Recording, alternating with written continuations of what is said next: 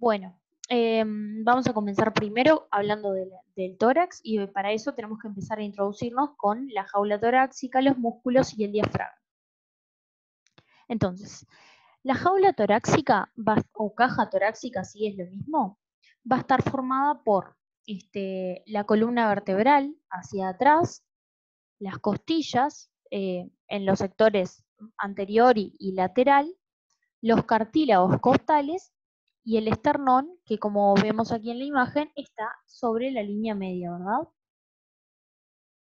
Aquí.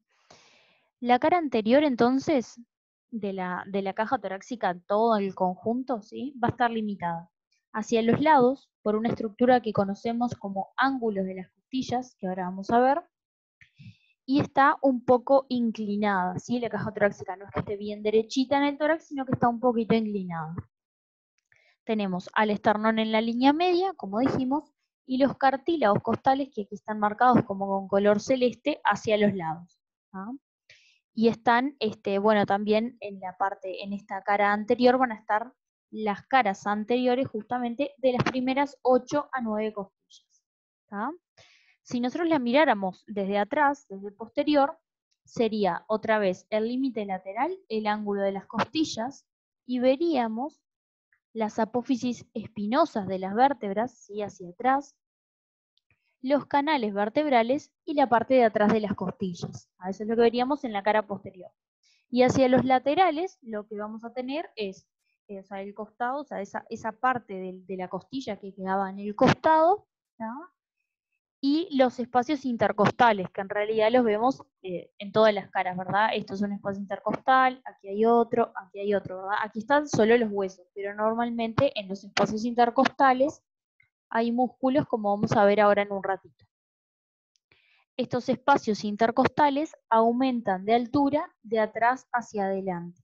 Significa que acá atrás el espacio es más chiquito y cuando me vengo para adelante el espacio es más grande, ¿sí? Hay más diámetro acá en este espacio. Bien.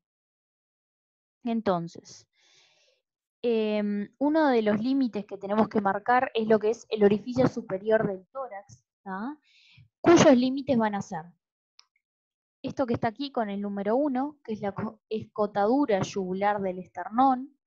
Aquí con el número 2 tenemos la primera costilla, hacia atrás la primera vértebra torácica, ¿sí? Y bueno, acá los lados en realidad no forman parte de este orificio, pero también están presentes las clavículas, ¿verdad? Aquí con el número 7 y con el número 5. Esta es una región de pasaje cérvico-torácica, es decir, entre el cuello y el tórax, como hemos visto. Y van a pasar distintas estructuras vasculares, nerviosas, de la vía aérea y de la vía digestiva, como hemos visto en otras clases. Con respecto al orificio torácico inferior, ¿cuáles van a ser sus límites? Bueno, va a ser hacia abajo la apófisis sifoides, que es el extremo más inferior del esternón, el borde inferior de los 6 últimos cartílagos costales, la costilla, la última costilla, que es la número 12, y la última vértebra torácica, o sea, la vértebra torácica 12. ¿Sí? Ese es el orificio inferior del tórax. Ahora vamos a hablar un poquito de las costillas, ¿sí? Que tienen una gran importancia cuando hablamos del tórax. Primero vamos con las generalidades. Las costillas las podemos clasificar en 3 tipos. Se van a llamar verdaderas, falsas y flotantes. Van a tener en general un borde inferior, que es cortante, ¿sí? Que es como bien finito, ¿ah? Que tiene un canal, ¿sí? Tiene un surco excavado por el que pasa el paquete vasculonervioso intercostal. Después tienen las costillas un extremo anterior que articula con los cartílagos costales, ¿verdad? Esos que veíamos en las imágenes como con un color celeste. Después tienen un extremo posterior con carillas articulares para articular con las vértebras de la columna vertebral. Y van a haber algunas particularidades, como por ejemplo, que la vértebra torácica 1 solamente articula con la primera costilla y que las costillas 11 y 12 articulan solamente con una vértebra en lugar de con dos. Bueno, las costillas van a insertar a músculos que son los músculos intercostales externos, medios e internos. Aquí tenemos un esquemita, ¿sí? En general de una costilla. Vemos lo que tenemos. Esta región de aquí, ¿sí? Que dice cartílago costal, sería la porción anterior de la costilla, ¿sí? Y todo esto, bueno, hacia aquí ya sería lateral y aquí sería posterior. ¿Ah? Esto que vemos acá es lo que mencionábamos como surco costal, ¿verdad? El surco por donde van a pasar este paquete vasculonervioso intercostal. Y aquí tenemos el ángulo de la costilla, donde dijimos que nos marcaba como una diferencia entre lo que era anterior y posterior.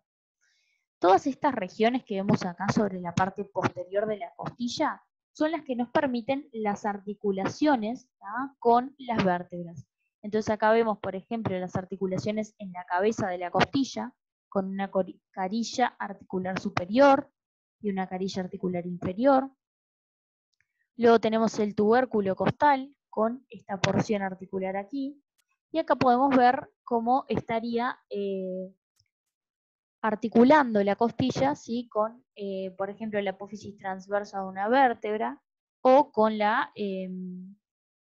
aquí con el cuerpo vertebral. Muy bien.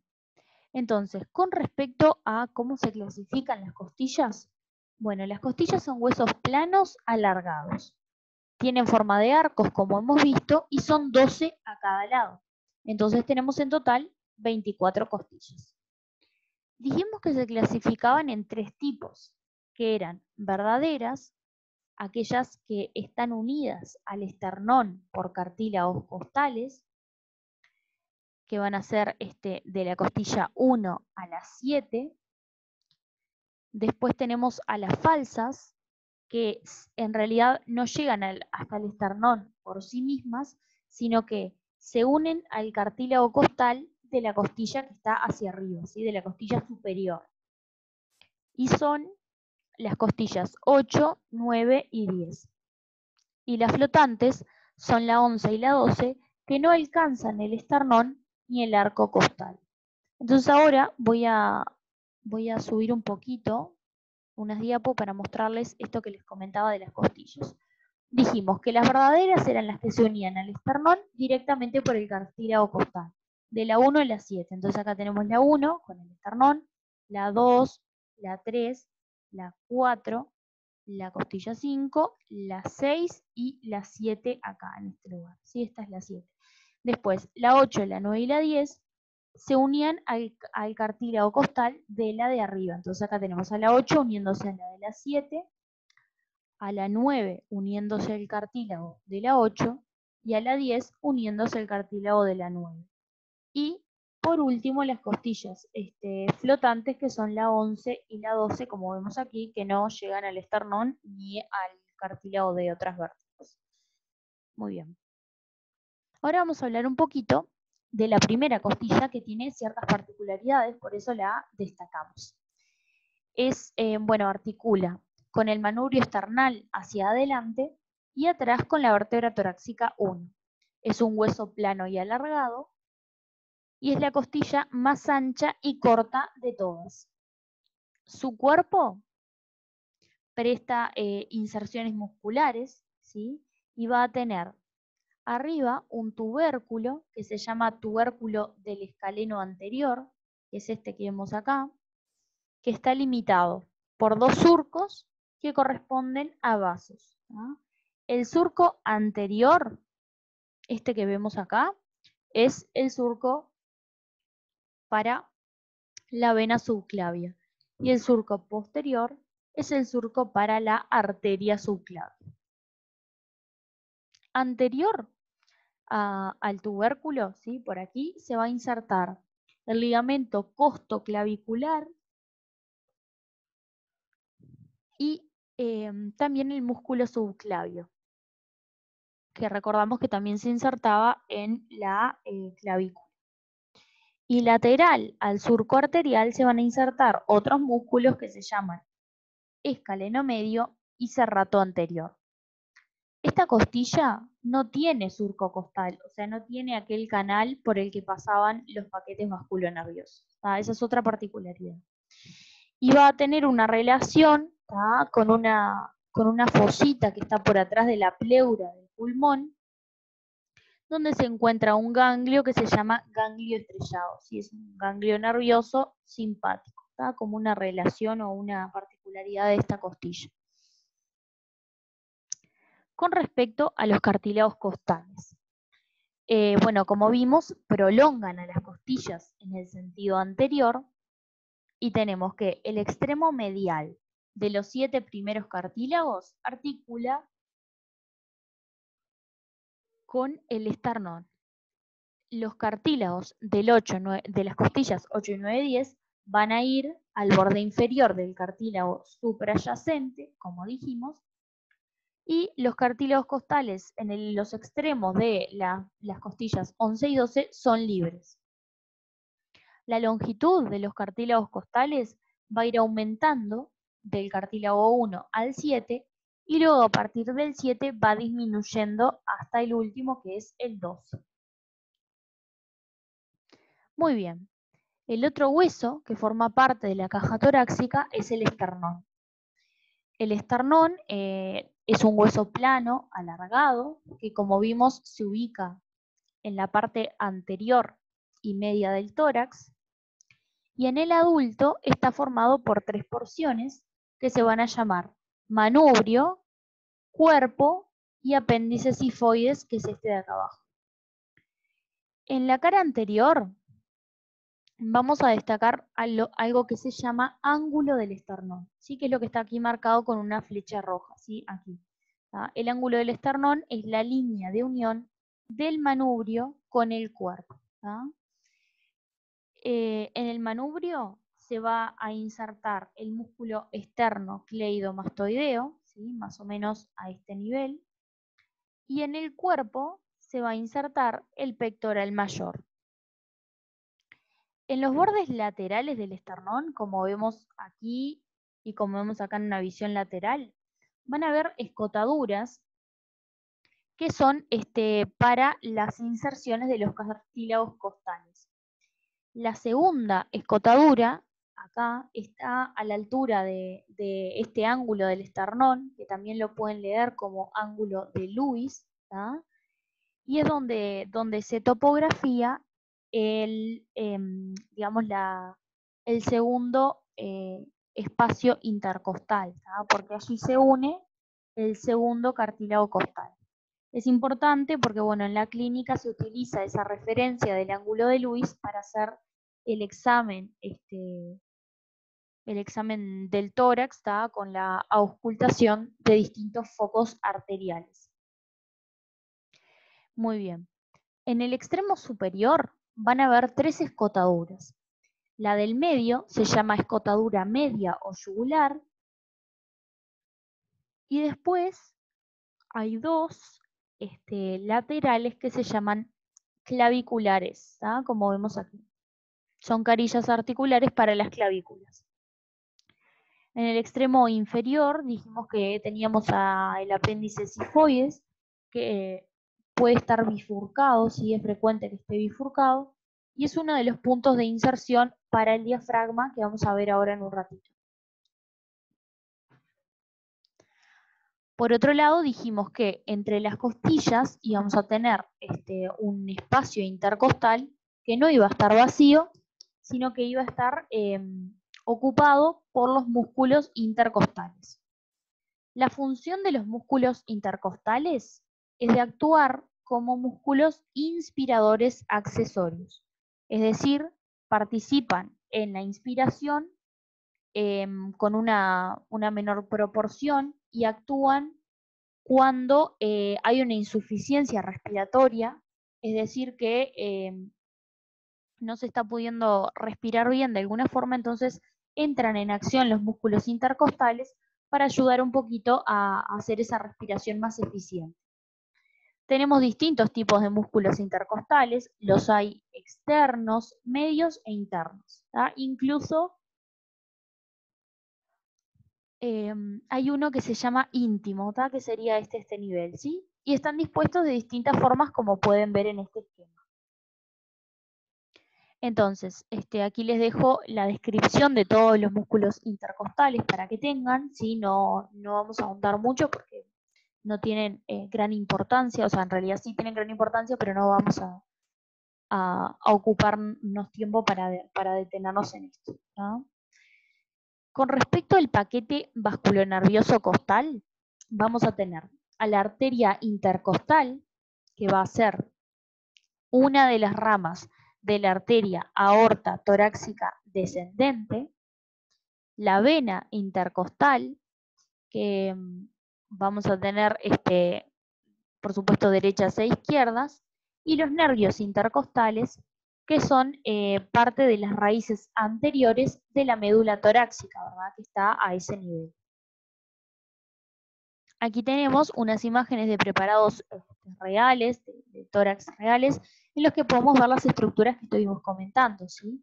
Aquí en el centro tenemos el esternón con su manubrio, su cuerpo y su apéndice sifoides. Luego aquí tenemos las costillas con los cartílagos costales, y hacia atrás vamos a tener a la columna vertebral.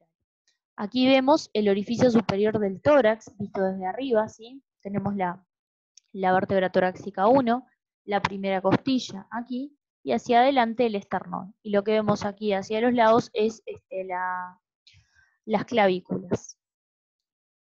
Muy bien, aquí tenemos otras imágenes de preparados para que vean cómo se vería el hueso, los huesos realmente, digamos. Muy bien, vamos a hablar ahora del diafragma. Como concepto, tenemos que saber que el diafragma es un tabique músculo-tendinoso que separa la cavidad torácica de la cavidad abdominal.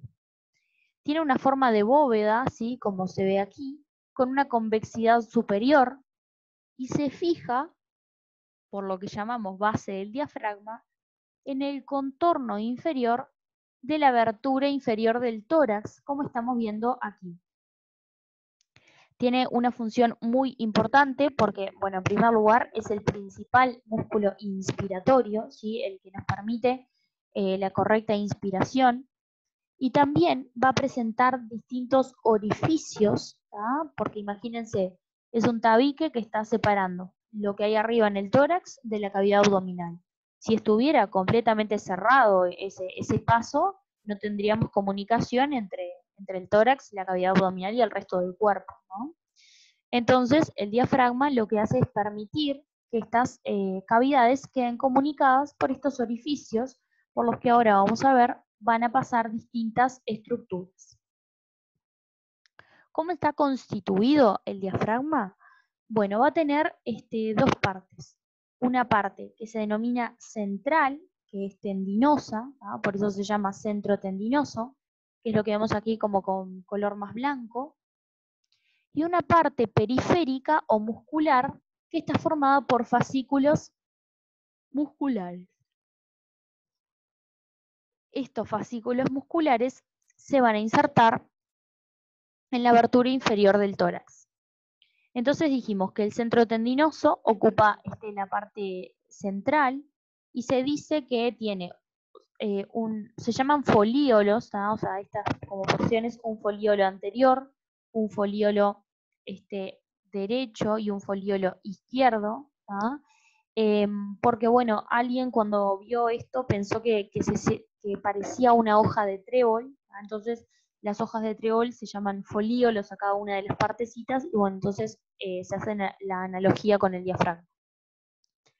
Y después tenemos a la porción muscular, que dijimos que se insertaba en el contorno de la abertura inferior del tórax.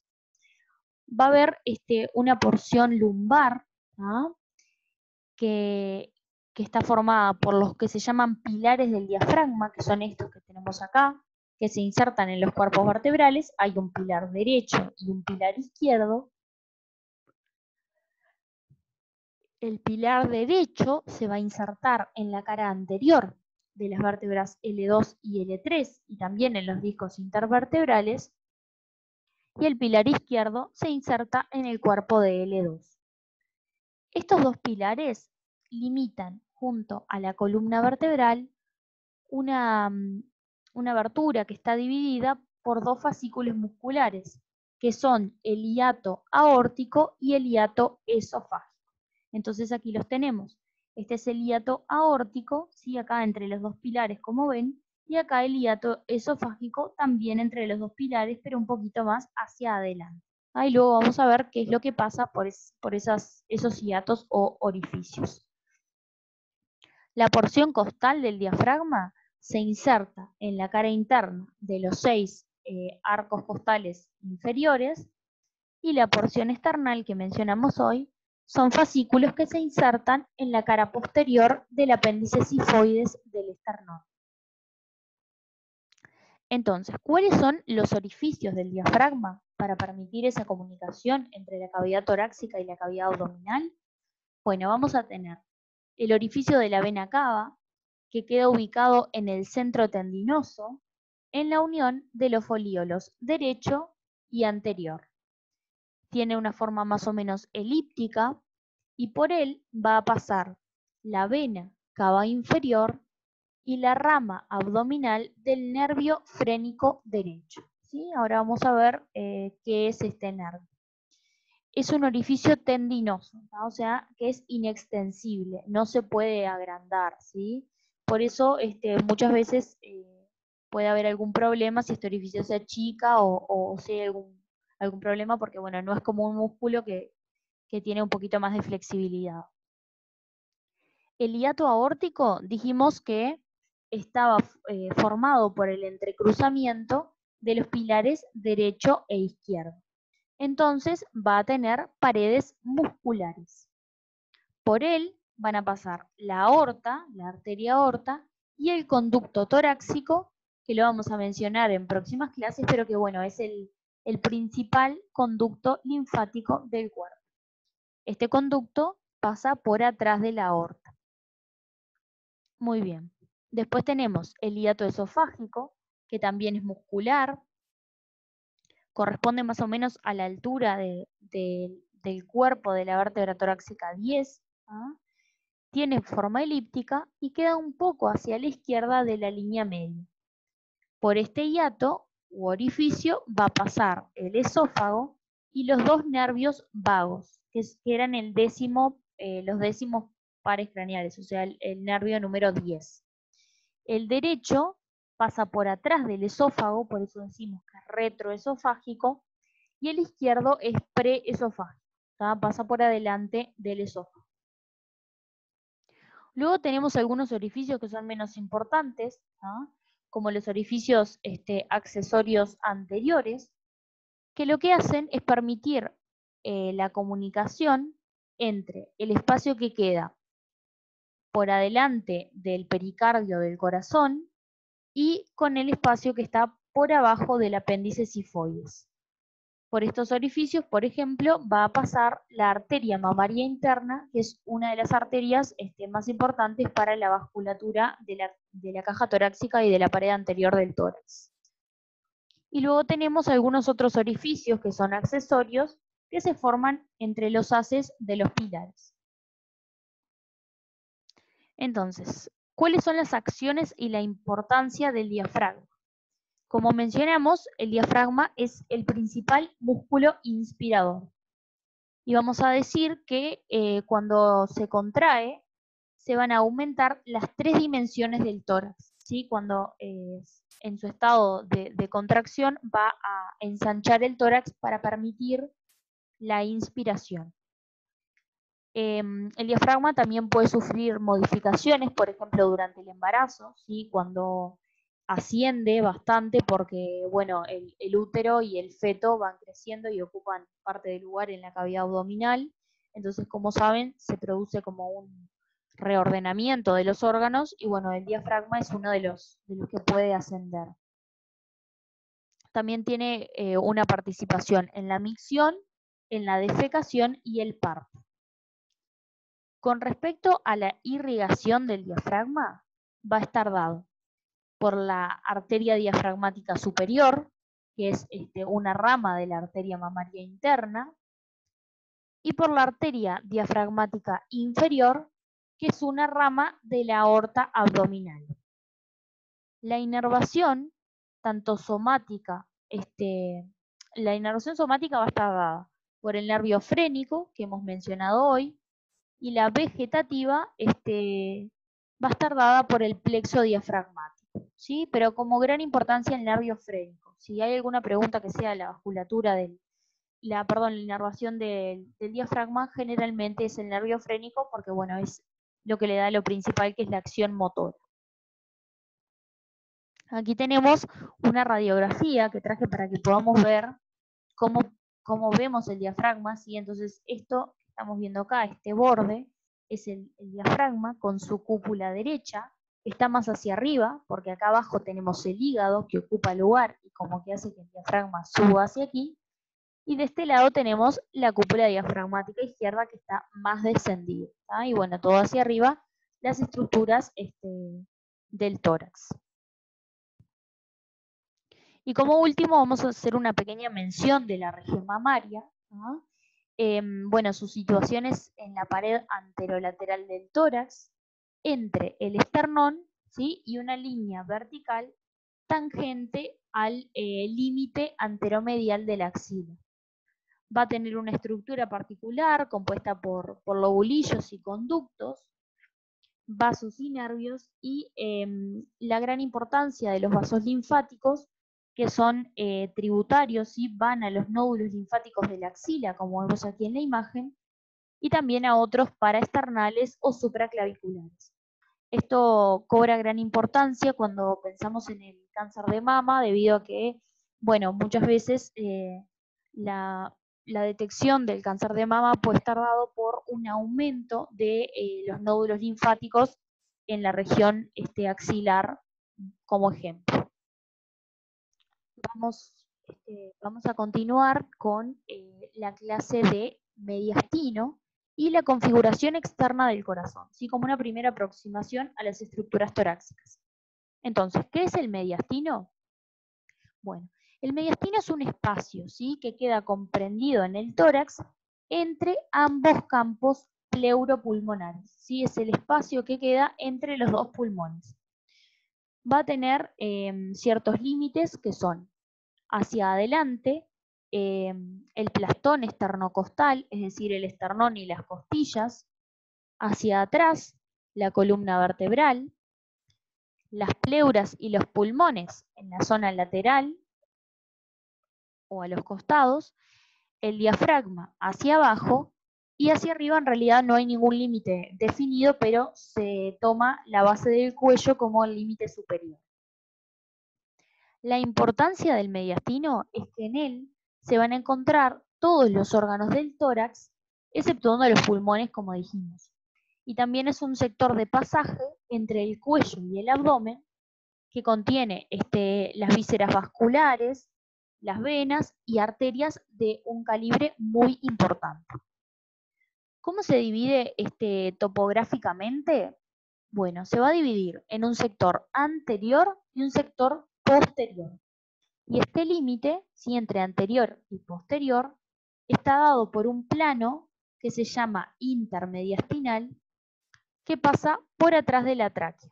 ¿Tá? Es una línea imaginaria, ¿verdad? O sea, se traza digamos, esta línea imaginaria por atrás de la tráquea y de los bronquios, y todo lo que esté hacia adelante va a ser mediastino anterior, y lo que esté hacia atrás es el mediastino posterior. Entonces acá les hice como un esquemita, ¿sí? Si nosotros viéramos un corte superior de mediastino, en realidad de tórax, veríamos esto así. Entonces, hacia atrás tendríamos a la columna, ¿verdad? Hacia adelante tenemos el esternón. Y a los dos costados, los campos pleuropulmonares acá con color amarillo, ¿sí? Entonces, estos son los límites. Entonces, todo lo que nos queda aquí adentro es el mediastino. Y dijimos que había un mediastino anterior, que son estos tres que aparecen acá con color violeta y celeste, y un mediastino posterior. Y que la línea de separación entre mediastino anterior y posterior se llamaba plano intermediastínico y estaba dado por, hacia, digamos, atrás de la tráquea y los bronquios fuera. Ese es el límite. ¿Qué es lo que sucede? A su vez, el mediastino anterior se subdivide en tres, como estas tres líneas. Una celda anterior, una celda media y una celda posterior, ¿sí? Pero todas forman parte del mediastino anterior, ¿verdad? Acá está marcado con verde el mediastino posterior, con celeste la celda anterior del mediastino anterior, con violeta la celda media del mediastino anterior y con rosado la celda posterior del mediastino anterior. ¿Sí? Esto que quede bien claro para seguir avanzando. Entonces, una última cosita para mencionar es que un poco superior vamos a tener lo que se llama vestíbulo mediastinal, ¿tá? Que es básicamente la porción más alta que queda entre el cuello y el orificio superior del tórax, ¿tá? Es una región de pasaje de vísceras, vasos y nervios. Sus límites van a ser el manubrio esternal, los músculos que están en la región anterior, la vértebra torácica 1, los discos intervertebrales y los domos pleurales, que son la parte más superior de las pleuras de los pulmones, ¿tá? Lo que está más hacia arriba, ¿sí? Porque dijimos que el vestíbulo mediastinal era el sector más alto, ¿sí? Entonces acá lo estaríamos viendo más o menos en la imagen. Muy bien, entonces vamos a ir viendo qué estructuras hay en cada una de estas porciones del mediastino. Comenzamos con el mediastino anterior. Entonces, primero vamos a imaginarnos sus límites. Hacia adelante vamos a tener la cara posterior del esternón y los 7 primeros cartílagos costales. Vamos a tener también la presencia de los músculos infraioideos, que recordamos que se insertaban en el esternón algunos, y también el pedículo mamario interno que desciende por la pared. Hacia atrás vamos a tener el plano intermediastínico, ¿verdad? Porque estamos, digamos, paraditos en el mediastino anterior y lo que yo voy a tener hacia atrás es el mediastino posterior. Y ese límite era el plano intermediastínico. La pared superior va a corresponder a más o menos el borde del manubrio esternal, llegando hasta el borde inferior de la vértebra torácica 1. Y la pared inferior va a ser el diafragma, ¿verdad? Que es el piso de todo el mediastino en general. Hacia los laterales vamos a tener a los pulmones, ¿verdad? Como dijimos, con las pleuras que los recubren. Entonces, como hemos mencionado, el mediastino anterior se dividía en 3 celdas, ¿tá? Como en 3 compartimientos, que eran el anterior, el medio y el posterior. La celda anterior se dice que es de contenido hemolinfático. ¿Por qué? Linfático porque contiene al timo, ¿sí? Que en realidad el timo, bueno, justamente es un órgano linfático que se encuentra en el niño, porque luego en los adultos se va achicando, se va degradando y lo que queda finalmente es una masa celuloadiposa, ¿sí? Que se llama de Waldeyer. Masa celuloadiposa retroesternal, porque está por detrás del esternón, de Waldeyer, ¿sí? Ese es su nombre propio. Entonces, en la celda anterior tenemos el timo, tenemos músculos infraioideos que se insertan en el esternón y tenemos el paquete vasculonervioso mamario interno. Por eso es hemolinfática. Hemo viene de sangre por las arterias mamarias internas y las venas, y linfático por el timo o su vestigio, digamos. Luego tenemos a la celda media, ¿tá? Y la celda media, para complicarla un poquito más, se va a dividir en 2 pisos, ¿tá? ¿Por qué es esto que se divide en 2 pisos? Bueno, en esta celda lo que hay es que está el corazón, ¿tá? Entonces nosotros sabemos que de la parte más de arriba del corazón van a salir, digamos, van a haber vasos sanguíneos que llegan y salen del corazón. Entonces, básicamente lo que hizo fue pensarse, bueno, entonces estoy en la celda media, lo que tengo es un piso superior que es vascular, porque tengo arterias y venas, ¿y cuáles son estas?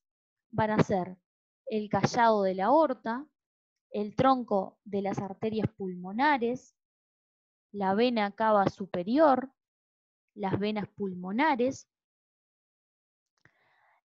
Además, vamos a tener el nervio frénico, que, bueno, del lado derecho se relaciona con la vena cava,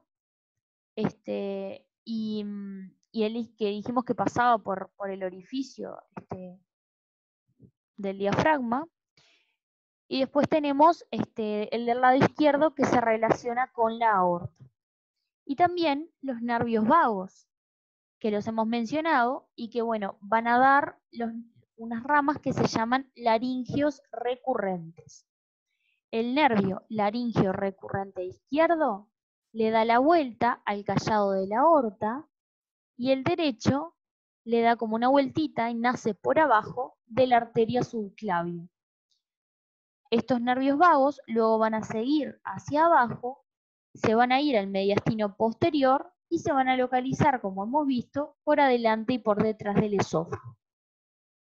Como un dato anatómico importante, como una relación, es que el nervio frénico izquierdo va a pasar por adelante del vértice cardíaco, ¿sí? del vértice, o sea, de la punta del corazón. Muy bien. Y el piso inferior, entonces, de la celda media es el que se llama cardíaco, ¿sí? Porque ahí está el corazón, ¿tá? El corazón que está envuelto por el pericardio, y también tenemos la llegada de la vena cava inferior al corazón. En la última parte, o sea, la celda posterior, que nos queda hablar, va a contener la tráquea y la bifurcación en los bronquios principales, tanto derecho como izquierdo, y también está el nervio laringio recurrente izquierdo y el pedículo pulmonar, es decir, vasos hacia los pulmones. Con respecto al mediastino posterior, se va a extender desde T2 hacia T12 y sus límites van a ser: la pared anterior es el plano intermediastínico que lo separa del mediastino anterior. La pared posterior son los cuerpos vertebrales y los ligamentos de la columna vertebral. La pared inferior es el diafragma. Y los laterales tenemos las caras de los pulmones y las pleuras que quedan hacia los costados. Los contenidos del mediastino posterior van a ser el esófago, los nervios vagos, la aorta torácica descendente, el conducto torácico y dos venas que son la ácigos y la hemiácigos, ¿sí? Luego vamos a ver detenidamente cada uno de estos componentes, cómo se dispone.